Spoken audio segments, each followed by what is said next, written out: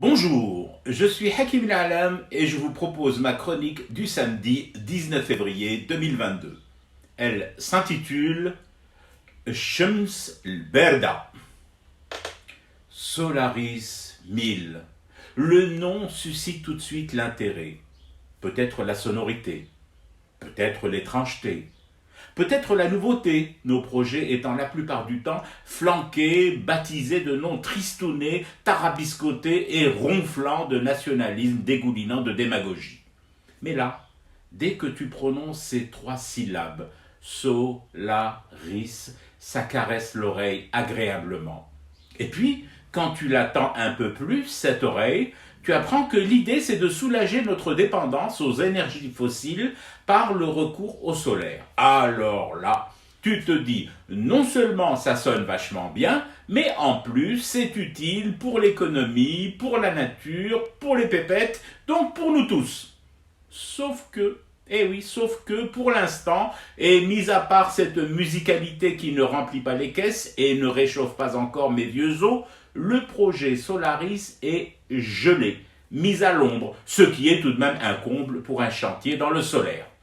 Alors, il faut se poser les bonnes questions. Pourquoi Solaris ça coince en désédit? Le soleil, la matière première soleil. Excusez ma crasse ignorance, mais je pensais naïvement que le soleil, ça ne manquait pas chez nous, et qu'il y en avait tellement trop parfois, que nous nous prosternions, nez contre terre, pour implorer Dieu qu'il disparaisse, ce soleil, et laisse la place aux nuages et à la pluie. Non? Je me trompe? Alors là, dès que j'ai dit ça, un bataillon de gens bien, très bien, aux yeux intelligents, très intelligents, et au CV bien plus lourd que ma carcasse, c'est dire s'il est consistant, m'ont rétorqué en chœur: « Mais monsieur Lalame, vous réfléchissez comme un primitif. Le soleil, c'est tout de même un peu plus compliqué que tout ça. » Bon, moi je veux bien passer pour le primitif du village. Ça ne me dérange pas outre mesure, tant que ma chaudière au gaz continue de fonctionner et de brûler du fossile. Mais humblement, je voulais juste faire remarquer que le solaire, c'est tout de même, à l'origine, à la base, au départ, dans l'idée mère, disposer de suffisamment de soleil un max de mois de l'année. Quelqu'un pour refermer la porte que je viens de défoncer? Merci. Donc, le soleil, on a ça en stock. Bah alors, ça coince où?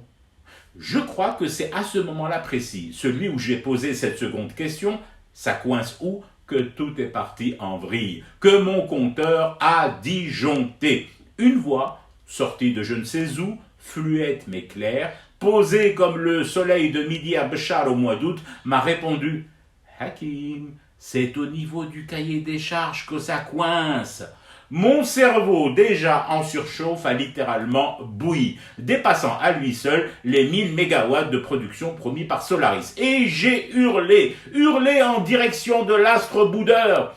Mais brûlons-les une bonne fois pour toutes, ces foutus cahiers des charges qui nous pourrissent la vie. Ils sont si nombreux et si volumineux que nous pourrions nous réchauffer avec jusqu'à la fin des temps.